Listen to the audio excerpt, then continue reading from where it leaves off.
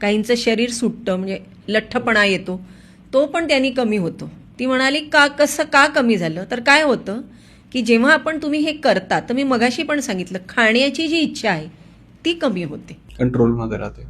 ती कमी झाल्यामुळे जे पदार्थ हानिकारक होते वजन वाढायला, ते पोटातच गेले नाहीत आणि ते न गेल्यामुळे वजन आपसूक कमी झालं. जादू काहीच नाही, तुमची वासना जी आहे ती कमी झाली आणि त्या वासनेमुळे तुम्हाला लक्षात आलं की वजन कमी झालं. म्हणजे त्या पदार्थी म्हणायची की त्या पदार्थाजवळ गेले की खाण्याची इच्छा होत नव्हती ग, तू या मंत्रांनी असं होतं का? म्हटलं नाही नाही, तसं नाही, कारण मला माहिती होतं की वासना कमी होतात त्याने.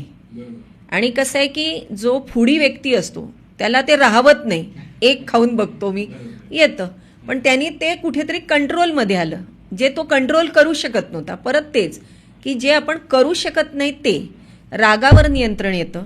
एखादा व्यक्ती रागीट असेल खूप, तर त्याला हा प्रयोग मी सांगते 3 महिने करून बघा, राग कंट्रोल येतो.